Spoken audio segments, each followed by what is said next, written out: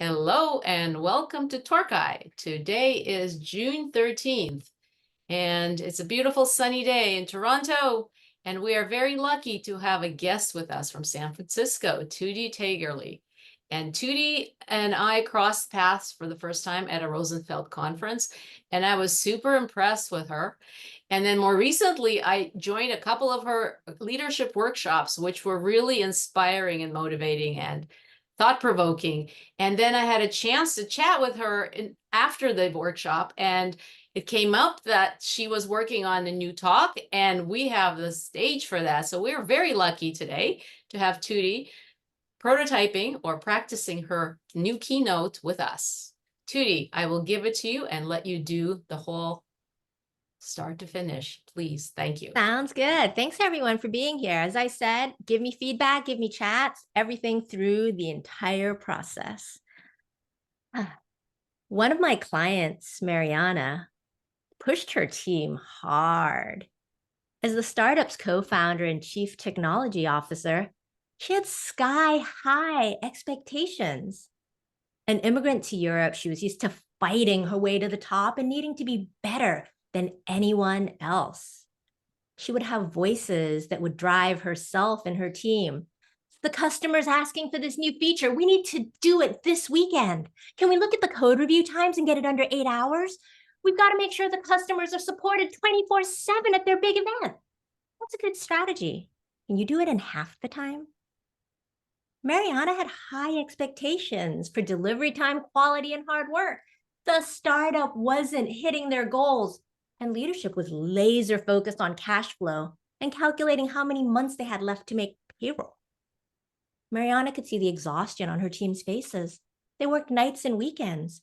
They tried hard for her as their leader. She felt bad. She wanted her team to thrive and do well. She wanted them to learn and grow, but then later. First, they needed to deliver. Otherwise, the startup would run out of money and they would all lose their jobs. Mariana asked more of them, and she pushed herself the hardest. Worked 9 a.m. to 10 p.m., often on weekends. She hadn't taken a vacation in years. Terrible, right? It's the method that had always worked for her before, and it was incredibly lonely to be that leader. We've all been in the hustle and loneliness. It's no fun. Are you familiar with that feeling of overwhelm, exhaustion, juggling too many balls, wondering if you can just make it to your next anniversary or promotion, dreaming of quitting or a sabbatical or finally retiring? If you've ever felt that way before, give me a reaction on the bottom of the Zoom screen. Put that frustration into some of the reactions if you've ever had these feelings of frustration. So let's stop here for a moment. At this point, you might be thinking that this is yet another anti-hustle talk. And I get it, I've been there, feeling overwhelmed from being so devoted to the project and wanting to throw it all away by quitting. I got it so much that I wrote a book about leaving the corporate world called Make Space to Leave. But this session is not about quitting and pure treat yourself energy either. I'm here to tell you that hustle is good. Really? No, it really is. I'm here to tell you that hustle is good. When it's healthy hustle, where you do push yourself, but you do it in a way that feels easy and in flow. This makes you better. Healthy hustle may feel like an oxymoron, but stay with me here. The path of unhealthy hustle, work hard and succeed at all costs, is very familiar to me. Hi, my name is Tutti Taygerly, and I'm an overachiever. I want these trophies. It was bred into me. I was raised by an Asian tiger mom, and like a racehorse, was conditioned to be a perfect achiever as a little girl. This may feel familiar to you as a high achiever, either from your parents or other life circumstances. And some of that hustle was fantastic. I got a lot of trophies. I hustled to be valedictorian, to go to Stanford, and to climb that corporate ladder in Silicon Valley for 22 years. I learned to keep pushing through failure, fight it, to persevere, to be resilient, to fight, to compete, and to win. I needed to put up an armor against the self-critical voices and shut up those voices. I told myself that I was really good at working harder. The only healthy in all this hustle is that I'm a designer. Like many of you in the UX community, I deeply care about understanding people and creating products to help their lives be better. In Silicon Valley, I was responsible for innovation. Yes, hard work and grind is needed for startups to succeed. And as a designer, I intuitively knew something else. Pure hustle power alone doesn't get to innovation. Unhealthy hustle simply leads to stagnation of both people and products.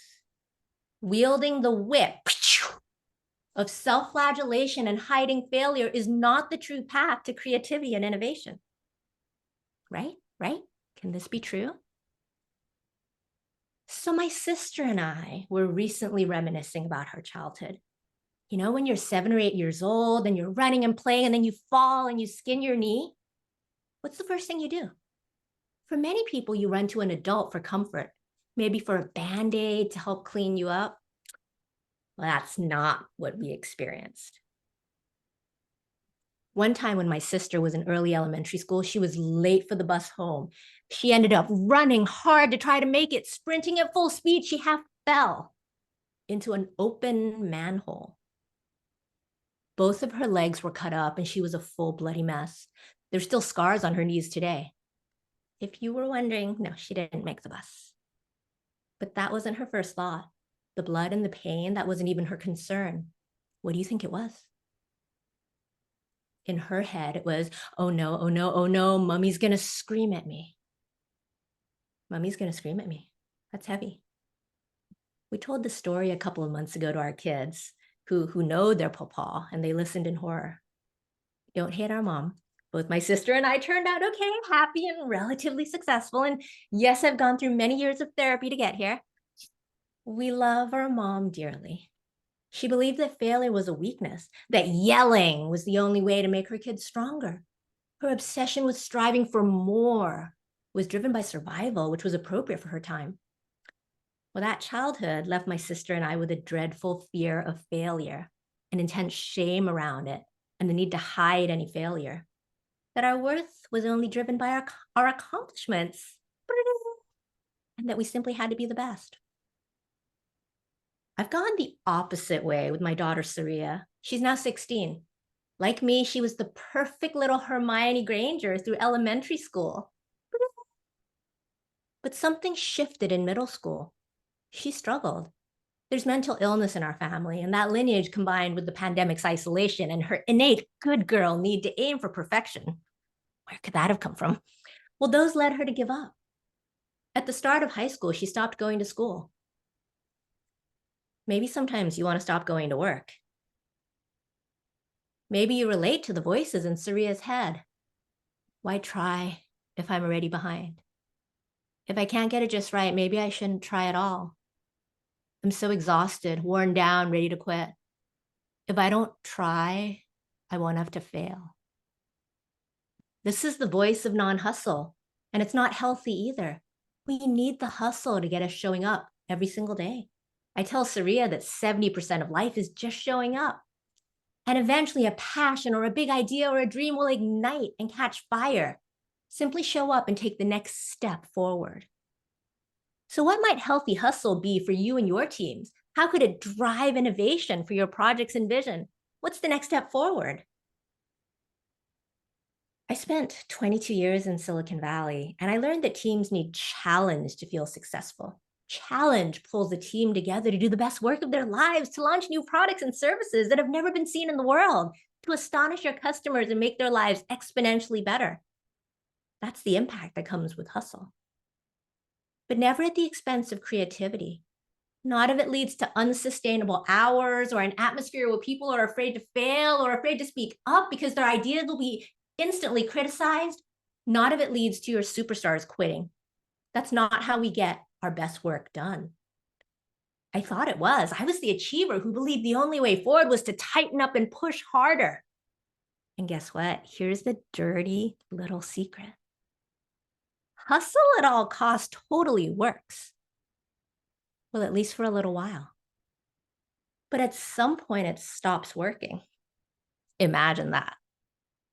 You hit your limit of how to deal with uncertainty or fresh problems, and you feel stuck. Perhaps you're okay as the unstoppable beast can keep going, but your team can't follow you. You're not sure when it happened, but somehow, somewhere, your team is no longer doing the work they do best, and it's affecting the team culture. Superstars are starting to leave. Low performers aren't trying at all. The work is no longer innovative and creative. It's become a chore and a bore. And you as the leader are the only person pushing people forward with your iron will. There's no more innovation. But let's learn how to change this. In Silicon Valley parlance, we talk about the notion of 0 to 1 attributed to the tech entrepreneur Peter Thiel. 0 to 1 refers to brand new innovative ideas and products that come from nothing. It's the first draft, the first iteration of something new and different. The opposite of 0 to 1 is 1 to n. N stands for any number. This is about the iterations and making an existing thing better. Quick refreshers, I'm sure many of you know, but a good example of 0 to 1 innovation is the creation of the first smartphone. Phones used to be used for calls and basic texting. The first smartphone was a huge innovation. You're able to browse the internet, use a touchscreen interface, and find anything you wanted on the App Store. A huge leap from nothing, 0, to 1, something fundamentally new. Now we live in a world of smartphones. You might not get a new one until you drop and shatter your screen. I do this a lot. Or maybe you want the new camera, which is a little bit better. The new phone is incremental. It's 1 to n versus the original innovation. So both 0 to 1 and 1 to n projects are needed. When I worked on Facebook ads, we were iterating the existing system to show people more ads. Sorry, it's a 1 to n product. When I worked on Facebook video, we were creating net new products like Facebook Live and Facebook Watch. They were 0 to 1 projects, at least for Facebook, even though the ideas might have been inspired by other companies. So maybe you too are yearning for more innovative work, to return to a golden age when your entire team was working at full capacity and truly doing the work they do best. Well, simply hustling harder doesn't work for innovative 0 to 1 projects. Often people don't realize that. And when things don't work, people often stay on the same track of what they know, hustling and working harder. My favorite poster on the walls of Facebook shows a rocking horse. It says, "Don't mistake motion for progress." So even if you're hustling to rock that horse and giving it your all intensely to rock it, can we all see that it's going nowhere? Many leaders can feel stuck in this place, pushing harder and harder to rock back and forth, but without progress. Perhaps you've been in a peak performance place before where everything your team does is working well and soaring. But now that's gone, and I don't even know when it happened. To get it back, we need healthy hustle that drives innovation.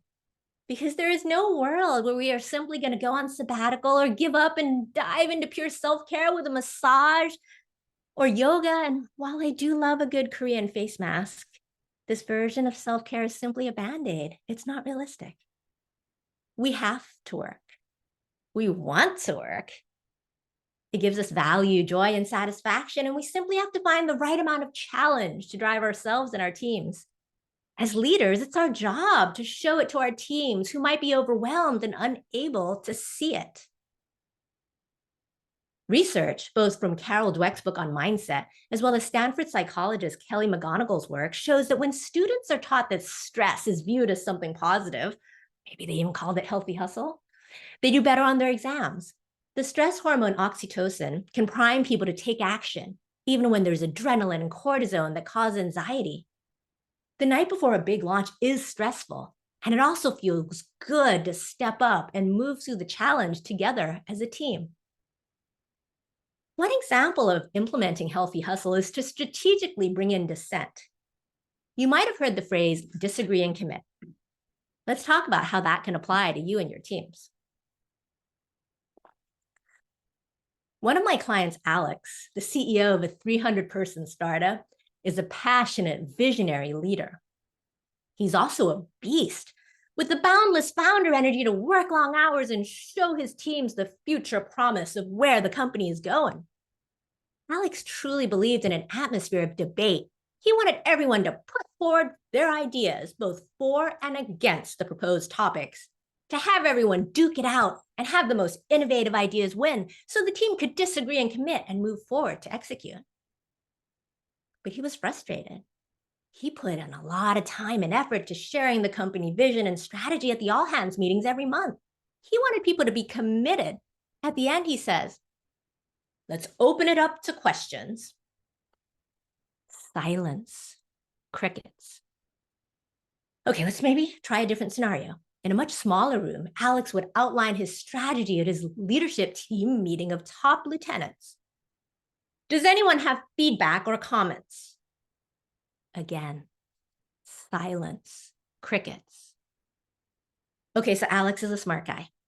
It didn't take him long to see that something was terribly wrong. There was no dissent, which means there's not much innovation. When we diagnosed what was happening, we saw that people were deathly afraid to speak. They would simply go along for the ride and swallow their questions and original thoughts. Alex had created an atmosphere of dictatorship, not debate. Does this culture sound familiar to some of you? Perhaps in a current or past workplace. So in coaching, when we understood this delta between what he had and what he wanted, Alex made one small tweak. At the start of conversations, he acknowledged some things. He'd say, I have a tendency to debate. It's not a great thing, and I may tend to shoot ideas down, but I really want your ideas, your debate, your questions. Let's try an experiment. When someone brings in an idea, even if it seems silly, let's devote a period of time to agreeing and exploring if the idea had merit. That experiment worked well with his leadership team.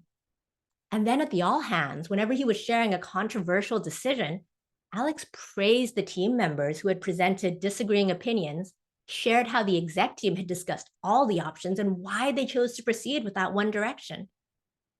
So encourage dissent. Get all the diversity of opinions on the table. Yes, this is the path to innovation. Then bolster your team's capacity to disagree and commit. This will put healthy hustle into your team's DNA. It gets everyone on the same page. Even if you had disagreed with the idea to begin with, you should have enough understanding of it that you can defend it and move forward. Culture change is slow, but Alex succeeded in changing the culture of his leadership from one of dictatorship to debate. And eventually this culture trickled down to their teams and throughout the company. It was a hard-charging and respectful culture. Healthy and hustle. With this change in communication and influence, the company went on to hit and beat their next 3-quarter sales numbers and ended up filing their S1 to take the company public. Dissent is an essential foundation of healthy hustle. Healthy hustle won the day, yay, when unhealthy challenge was driving everyone off the cliff. Earlier, we talked about Mariana, the chief technology officer with sky-high expectations. Her wake-up call was her health. She developed tinnitus, a constant ringing in her ears brought about by stress, and had to take her first vacation ever prescribed by her doctor. And guess what? Her team did great. She'd hired talented people and put together strong processes. Her team shined, and eventually she made a full recovery to return to an even stronger team that helped them raise their Series B round. When you take a vacation, your team can and will step up to do their best and most innovative work. That is when you've set up the systems for healthy hustle. Then you go on vacation, sit on the beach, read a guilt-free trashy magazine, and put on those Korean face masks without having to constantly check in on your phone. This is the balance between no hustle and life-threatening hustle. It's healthy hustle. Well, it's not just a nice dream.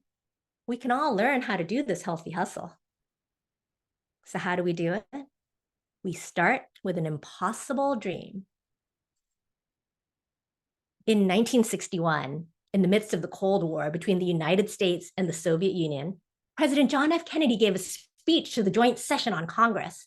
The very last part of his speech talked about a race in space between the two superpowers.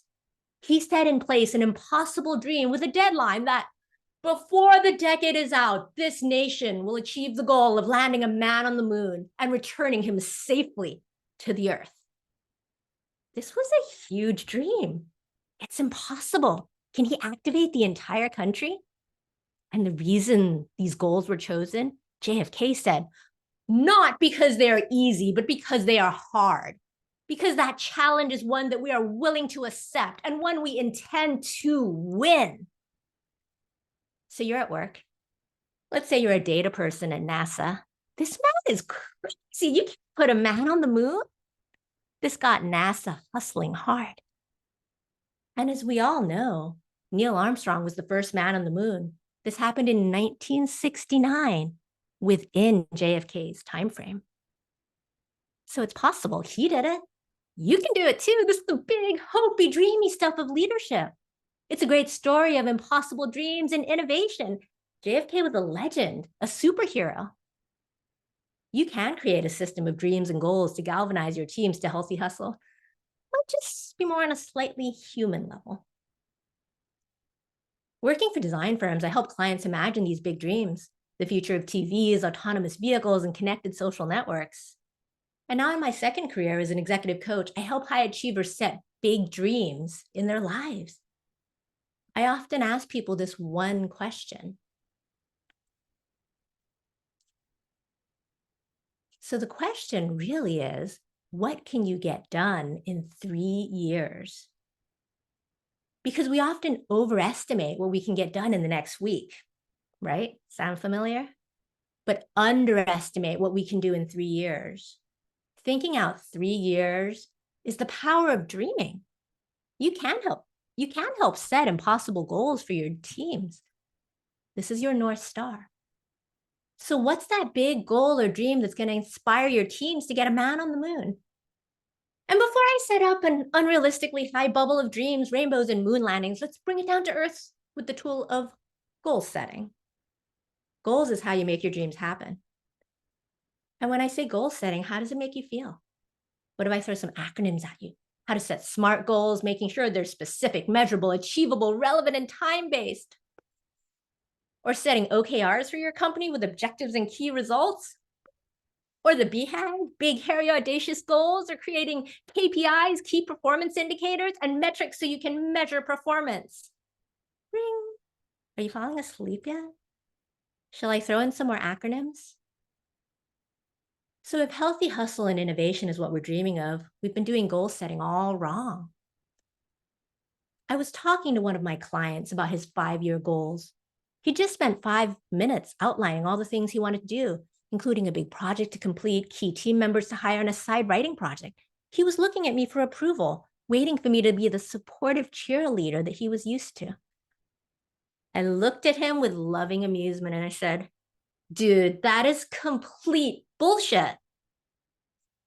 So before you recoil in horror at what you think an executive coach should do, I assure you this was said with full compassion.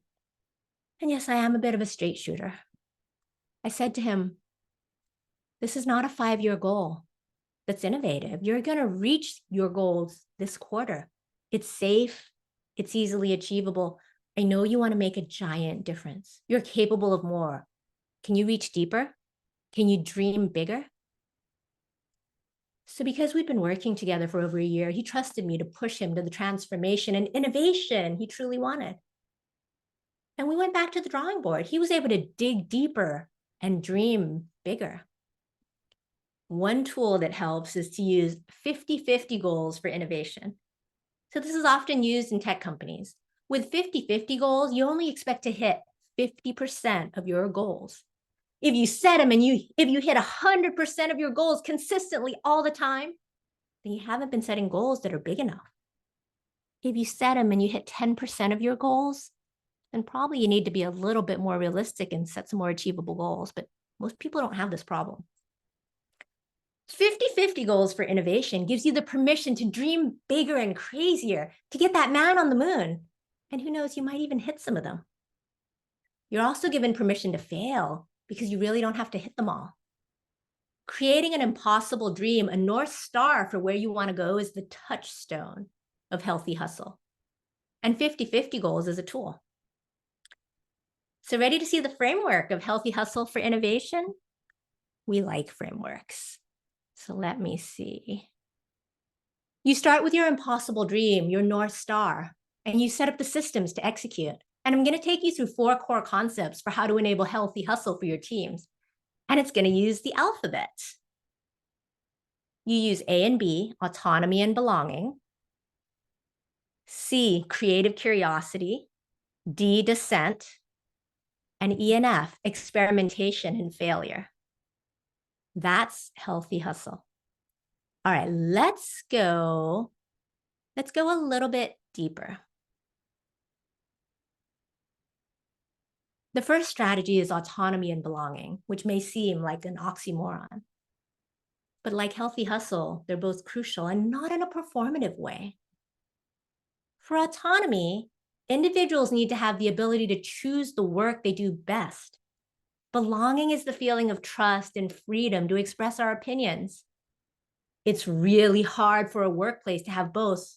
We're humans and our systems are messy, and many of us feel like we're others, whether by gender, race, age, neurodiversity, or something else. And if you're part of the minority at work, it's natural to feel imposter syndrome and wonder if we belong here. The strongest teams have both autonomy and belonging. For an atmosphere of innovation, like with Alex's team, you need a diversity of perspectives so you can get all the opinions on the table before moving forward to disagree and commit. It really is possible. Yet in this talk of healthy hustle, we're not focused on diversity, equity, and inclusion. Many companies jump on the bandwagon of performative DEI and pull together some speakers, classes, and employee resource groups. We all know it's a good thing, but it's not enough. When DEI is performative, it's what gets cut first when the business needs to do some belt tightening. Instead, you create systems of autonomy and belonging. The Boston Consultant Group surveyed 1,700 customers and saw that companies with above average diversity produce 19% more revenue from innovation than companies with below average diversity. The problem is that the hard work of changing company processes and culture takes a long time. A Harvard Business School study by Boris Groysberg looked at Wall Street financial analysts. One firm's really innovative research director recruited talented women for the analyst role and created the cultural and process changes so they would thrive in their differences. He focused on 4 things: team culture, flexibility, feedback, and individuality. The impact of this experiment: the firm moved in Wall Street rankings of success. If you knew Wall Street had rankings of success, which they do, they moved in Wall Street rankings of success from number 15 to number 1. One woman said, "We've always been given the freedom to be ourselves. That's autonomy." Another said, I never felt like I had to pretend to be male to fit in here. That's belonging." So yeah, that's some feel-good quotes. We don't promote autonomy and belonging because it's the right thing to do. We promote it because it impacts the bottom line. It's part of healthy hustle. It leads to innovation. We've got to recognize that everyone's autonomy and belonging is key because everyone's otherness is their superpower. We are all others, and we are all allies. Now we're going to move to the second strategy of creative curiosity.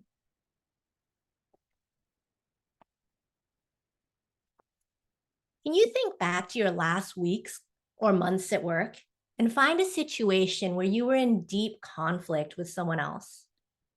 Can you picture that person? Perhaps you were fighting with a teammate about how to move forward with the product direction, or arguing with your boss about resources needed, or trying to get a partner to help you with some work crucial to your project, but low priority to them.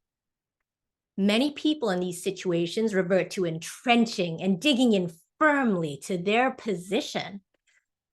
Guilty, I've done that a lot. But rather than harmful conflict, adopt a sense of creative curiosity. Assume that the other person has good intent. When you ask questions, do so with the energy of curiosity, channeling a toddler, asking why, or perhaps a user researcher asking why, rather than the energy of a persecuting attorney cross-examining the witness. Energy conveys intent. But okay, that may still seem a little bit fuzzy, so let me share a technique taught to me by one of my mentors, Shirzad Shamin. He tells people to listen for the 10% truth. So what does that mean? Think back to your difficult situation where you were in conflict. Can you see the other person's perspective? You don't have to agree with it, but can you challenge yourself to get curious and find just 10% of that perspective that you can agree with? Think of it as a game. It requires listening to understand, and it absolutely requires curiosity. My client Xin Wei, a Web3 CEO, was arguing with her CTO. She wanted to launch their products in 4 weeks, but the CTO said the product wasn't ready. They were at loggerheads. Through applying creative curiosity and listening deeply, Xin Wei realized that the protocol core was ready, but the user interface layer wasn't. She said to her CTO, I agree. The protocol core needs to be 100% ready before launch. That's the 10% truth. Yes, and we can keep polishing the user interface after the launch. Xin Wei followed curiosity to find at least 10% of the truth she could agree with. Using that as a foundation, she proposed a creative solution to launch more quickly. So the steps are, be curious about the 10% or more that you can agree with, and then use yes and from improv to build and innovate on top of that. It sounds so easy, a cool new technique. Yes, and it can be hard at first, but it's worked for a lot of people, and this strategy of creative curiosity will make your teams more innovative. So I'm a systems designer, and I love a good framework. We've looked at autonomy and belonging, A and B, creative curiosity, and now we're at dissent.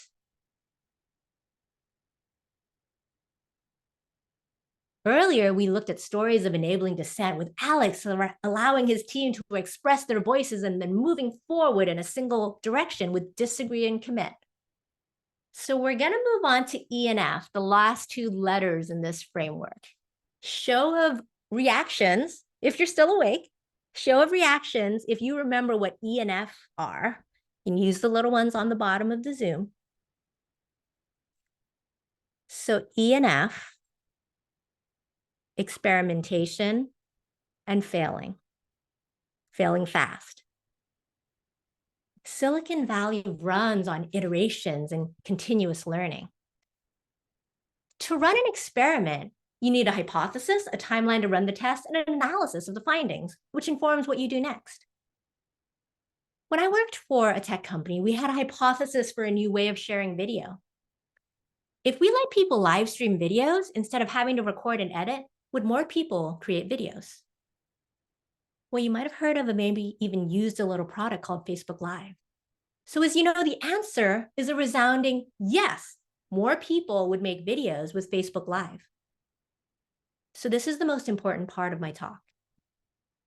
It actually doesn't matter if the experiment succeeds or fails. I mean, sure, you want it to succeed, but that's not how life works. So I've worked on 3 major failed projects at Facebook near and dear to my heart. You've never heard of them. And that's also great. The hardest part of being okay, the hardest part is being okay with success or failure.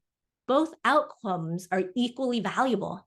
If you fail, you want to fail fast and iterate to the next experiment. My ex-husband is a PhD chemist who's been working on cancer drug discovery for much of his career. Talk about save the world, innovative work. He tells me that the majority of his lab experiments fail.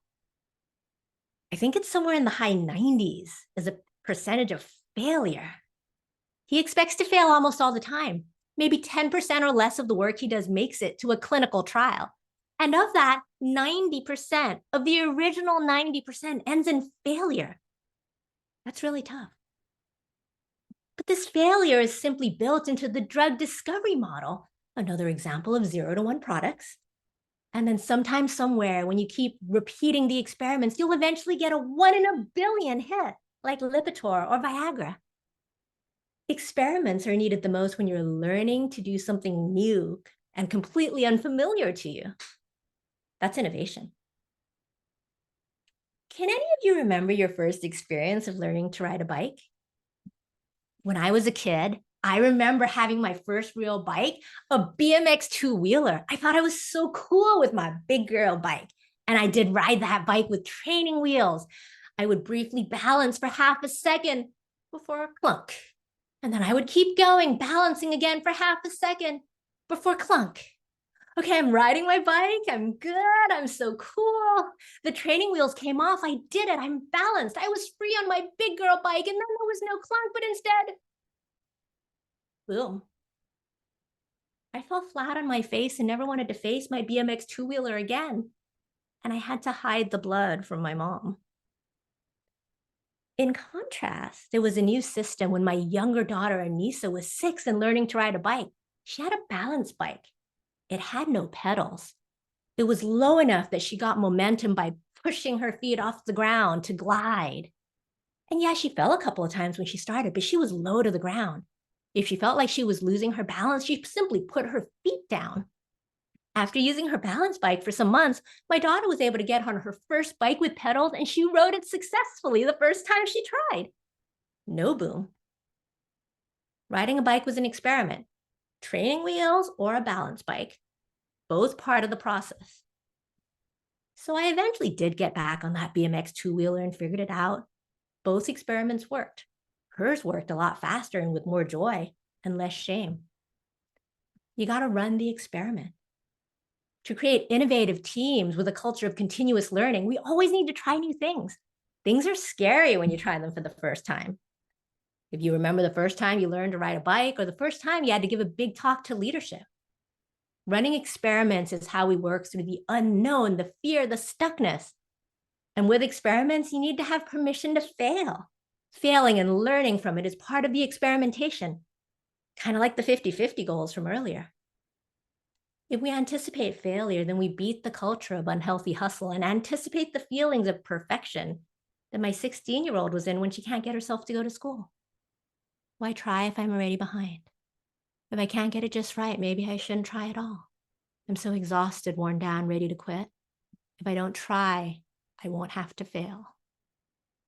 But instead, what if experiencing failure is part of the goal? Experimentation and failing, E&F in our healthy hustle framework, is what high-performing teams at companies do. The goal is learning and iterating to get to the long-term impossible dream rather than to achieve immediate short-term success in this one experiment. This is how healthy hustle drives innovation. All right, so one way to get started, start thinking about what experiment you'd like to try. We're going to come back to this. Remember, running the experiment is what's most important, not being tied to success or failure. Running it is the success. You have full control of deciding to run the experiment. So we've looked at our alphabet process of autonomy and belonging, creative curiosity, dissent, experimentation, and failure. Experimentation is the most important because even if you forget everything else, as long as you keep trying new things and being okay with failure, then you've built in an innovation cycle. Following this process will lead to high-performing teams, success, and peak team creativity. All right, now you know the process. All you need to do is trust the process, right? It's going to just work out all perfectly and we'll eat bonbons at the beach. Just listen to this motivational speaker and her cheerleading positivity. Is it real? Is it toxic positivity? What we're going to do is I'm actually going to go to Q&A in a minute and see what questions you might have. After the Q&A, I'm going to close with a direct application of how to put all this into practice. So please don't go away. And in the meantime, please ask your questions. And while we are waiting for the questions to come in, I'm a huge proponent of feedback. It's a gift.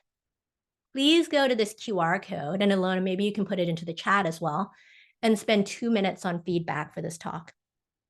If you complete the survey, you're going to receive a gift, which is a link with free access to my latest Udemy course, Build Your Leadership Brand Using Generative AI. And I promise it's a fun course. So go to the QR code for feedback. You'll get a gift. And in the meantime, if there's any questions, I will go through some of them before a 5 or 10 minute close with a way of implementing all of this together. So I'll let you spend a couple minutes, 2 minutes on the survey, and you can think about questions as they may come in.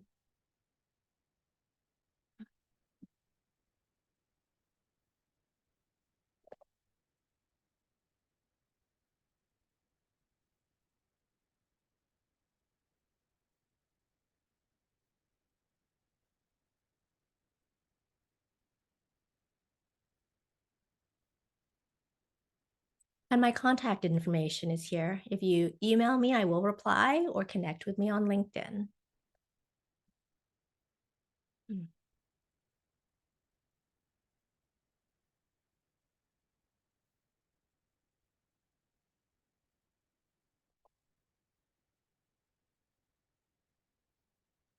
Ilona, do you know if there were questions that had come in earlier or from the different audience?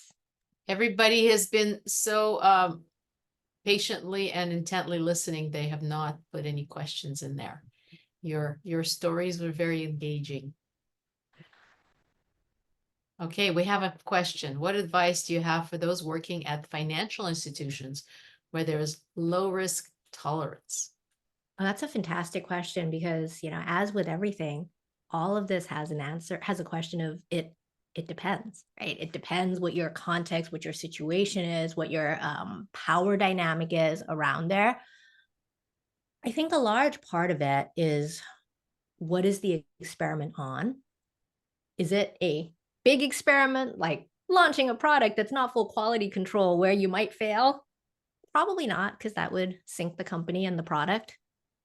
But does it become more of an experiment that's less around risk tolerance for the product, but an experiment around, oh, is there a way that in my next one-on-one with a coworker or partner who's particularly challenging, can I run an experiment where I go out on the limb and maybe I'm a little bit more vulnerable with how the way they cut down my ideas makes me feel and how that's not good for the overall success of our financial products. So I don't think that the experiments have to be about our product might fail and users will lose all their money. It can really be at a smaller level of, well, what if I run an experiment with this challenging relationship? What if I become a little bit more curious or open with how I show up? It's scary, right? You don't want to be vulnerable with someone you don't really like, but it may help get rid of that particular energy of, I don't know, what is I calling it? Prosecuting attorney, and make us get more collaborative together. And I believe in that type of environment, there is risk. There's always risk, but the status quo is worse. Because you're unhappy, you're stuck, you're miserable dealing with this person. So that's where you may apply the risk more to that human to human scenario than particularly on that product. There's a question. How do you encourage experimentation and failure in a company with a very small team and tight timelines where it feels like there's no time to experiment or dream big and fail, but just to do the bare median to get things out on time? Yeah, this is a very realistic question, and I've completely felt this. One of my managers and mentors told me a lot about, well, what is the thing that you're proposing? Let's see if I can get it right. Is it a painkiller or is it a vitamin? So a painkiller is something like, I have a problem, I have a headache, and what's happening really sucks. So I need to do something to fix the pain. Whereas the vitamin is like, oh, let's try something different and it might make things a little bit better. If you take some vitamin C or some vitamin D for the sun, maybe we'll have more energy. I think that the best way to encourage experimentation is if you can get to the true user need and the true user problem, because without that level of pain, I don't think anyone's willing to do anything. And it sounds like from Serena, there is a particular pain point, which is, wow, it's really hard when we're doing the bare minimum and we're getting this things out on time. It might be a quality problem. I know many people in our community have quality problems because we're getting a thing out, but we don't like the quality of it. So to make it into a true pain, a true user need would be tying this somehow to the business bottom line. And I know I'm mixing my metaphors a little bit, but if we're doing the bare minimum to get things out on time, does it actually hurt in a financial institution where the risk is people don't trust you because you did the bare minimum and the product isn't lovable, trustworthy, risk assessed enough? So I feel that a large way to make things change, encourage things change, is to focus on the pain. And it might be one person at a time. It might be one ally, one advocate at a time. It might be simply your boss if you have a good relationship with them. It might be a peer. It might be starting as small as you can, which is, how about we try something different? Do we like the status quo? Is the status quo, which is just doing the bare minimum to get things out on time, is that okay? Is that enough? And if the answer is yes throughout the organization, it's probably going to be hard to get a bunch of change. But if the answer isn't, if you can get person by person onto your agenda, onto your ideal, that might make it a little bit better. Serena, did that help at all? And did you want to come off mute and talk more? Because it's a really big, important question, and I'm not sure if I glossed over it too much. No, that's super, super valuable. Definitely. I think a lot of the times when it comes to focusing on the pain points, I think, and like not accepting, the status quo and when good enough isn't good enough, I think you can fall into the pitfalls of things like being overly negative, right? And then when you're really disheartening the team and not being encouraging because you're saying, oh, like again and again, like maybe this isn't good enough. So rather than feel challenged, they just feel like disheartened and things like that. Yeah. Right? So, but Absolutely. it's definitely a good place to start, I think. The other thing is, I don't know in this community how many people are researchers versus content people versus designers, but one of my old bosses used to say that as a person who's a designer and a prototyper, you have the ability to envision the future and bring it to life and reality in a way that nobody else does. So when you're doing or creating the design, make it the best possible one within the realities of your time constraints, and make it the best possible one to show a design or something that you're proud of. Because there's probably going to be voices in your head, which is like, why try? Because they're probably going to shoot it down. We're not going to have enough time. Engineering isn't going to let us implement it, but it's still worth shooting for the best design you're proudest of, because it might be high quality enough and above the minimum enough to galvanize someone, to catch an idea on fire. And even if it's not, it's something you'd be proud to show in your portfolio. So start there. How can you speak about, can you hear me? Yeah. How can you speak about handling a team that have people with different levels of energy to hustle? I think this is really, really crucial. And I think the level of energy to hustle can be very, very independent. And we've all been through the pandemic, and certain people just don't have the energy if they're dealing with aging parents or pressures outside of work or all of these other things. The best thing that I found working with teams like this is to work on both a global and an individual level. The global level being, what is it that we are trying to do that makes people want to do the work? And I know this is very easy to say and hard to do, but what is the why? What is the mission behind our team? It could be on the level of getting out the best financial product ever to prevent fraud from certain groups of individuals. Or it could be making sure that the language is clear and concise so that people don't get confused with technical jargonese. I don't know what it is, but I believe that having that one clear North Star or goal for this is why our team exists is worth reiterating over and over again. The other thing that I've seen teams do really well is, honestly, whether in one-on-ones or as a whole team, have people self-assess what their energy is. You might have seasons of people who are like, I can't hustle right now. This is my level of hustling. This is what I can do right now. And if that's okay for the overall impact of the team, then that's okay. That's it. That's the season. If you start seeing this consistently around the entire team, then it might go back to Serena's question earlier, which is, all right, is there more that you can do to defend the team with upper management, with peers around? I mean, it's a very hard question with an extremely individual level for each person. And it gets to the extent of, I don't want to necessarily go there, but is this team the right team makeup to get the work that needs to be done? Because of course, for different days or times or seasons, some people can hustle more and some people can hustle less. And it's a hard call as a manager to figure out how do you get the most out of each person and what are they able and capable of giving. All right, maybe I will finish a little bit of the end of the story, and happy to stay around a little bit more after there's more stuff that comes up.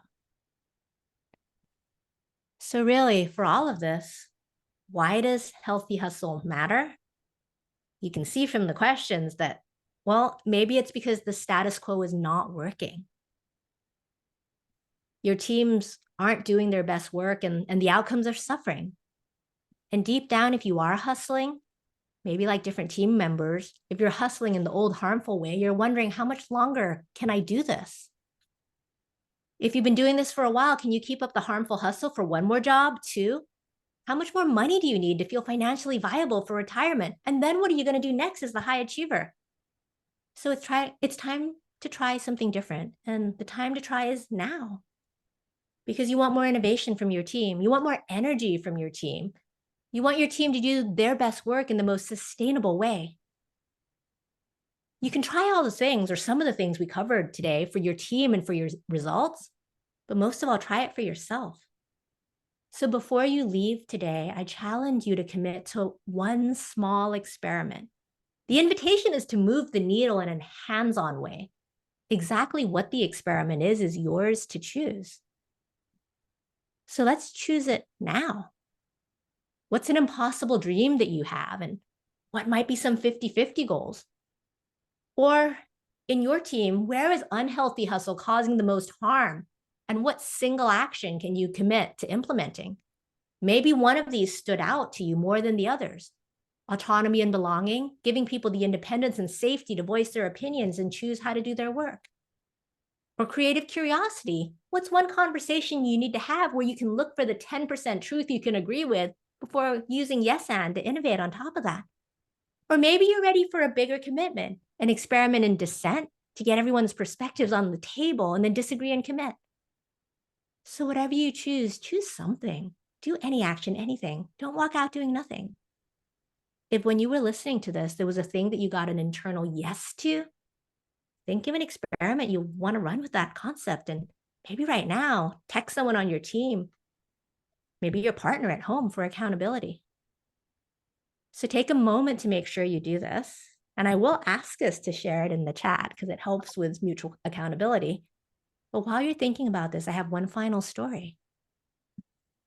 So for me, I realized I needed to make a change when I hit what I call my midlife crisis. And my solution to the midlife, I'm going to bust up my life, was to switch careers, to leave tech and work for myself as an executive coach, author, and speaker. No, not a midlife crisis, a midlife opportunity. About 1.5 years into the second career, I met up with my friend Brad in Santa Cruz to surf. Surfing's my passion, and the challenge gives me creativity and peace. So it's Super Bowl Sunday, and everyone was inside watching football. We're outside, we're surfing the slot at Steamer Lane. You got to avoid that cliff. The waves are overhead and they're moving in a perfect curl down the line. It's empty and we're getting the best waves of our life. We were on a crazy high after the session. Wow, you get to do this every day now, right? Says Brad. You're free to surf whenever you want and you're spending a ton of time with your girls. He had a good memory. Those were both reasons I'd cited for leaving the corporate world. I turned to him and I said, well, I've been too busy to surf. I make it out in the water maybe every 2 to 3 weeks. Clients in Europe take up my prime early morning surf time. I'm launching all these new programs, speaking engagements. I'm writing a book on making space. I got to get out in 6 months. It's really important. But both the gentleness of his curiosity and the slowing down outside in nature made me realize that even though I had left Facebook to take a break from unhealthy hustle, I couldn't escape my inherent need to keep on grinding and filling my non-parenting hours with working. The irony sank in. I had the freedom to run my own business, yet felt indebted to working hard all the time to make said business successful. So that insight led me to try an experiment. I committed to getting in the water 2 or 3 times a week, and it only took a week for me to clearly see the results. I noticed that when I started out a day surfing in the water, my work was better. I had high energy, my mood was more positive, and any creative output from writing to teaching to creating programs was of magnitudes better quality. Slowing down to surf got me in the space of healthy hustle for my business. It gave me energy. The hustle was innate in me, and I needed to make the hustle shut up to reach the full life I wanted. Because despite taking a huge career swerve to leave my high-achieving job, I was still practicing unhealthy challenge. Because when you're stuck and triggered, when it feels like trying something new isn't working, we often revert back to our old patterns, whether it's hustle or giving up. So don't do that. Know that failure is simply part of the process, and it's going to be hard, and there's going to be moments of extreme frustration or curled up in a little ball sobbing. And guess what? It's going to be okay. You're going to get through it. We're all going to get through it. Your team members with less energy to do all this is going to get through it. And we're going to emerge even stronger out the other side because impossible goals and dreams are worth it. Healthy hustle drives innovation. So I really want you to run the experiment. Go out and run the experiment. Thank you. And if you can, the encouragement right now is to drop into the chat what your experiment might be.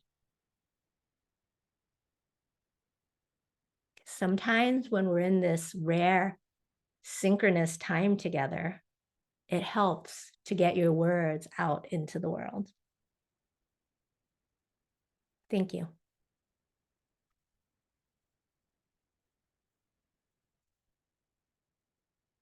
I'll give you a moment in case anyone wants to drop the experiments in.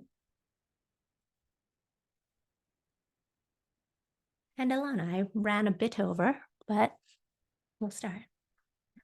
Harumi, start regular physical exercise. That's amazing. Thank you. What were you saying, Alana? I said we are very happy to run over with good content. Mostly on time. Not too bad. I'm going to finish one chapter of my book completely. It's amazing. And by the way, Kai in Pittsburgh was in 99. There we go, 90s. Barely slid it in. Anyone else want to throw out their experiment?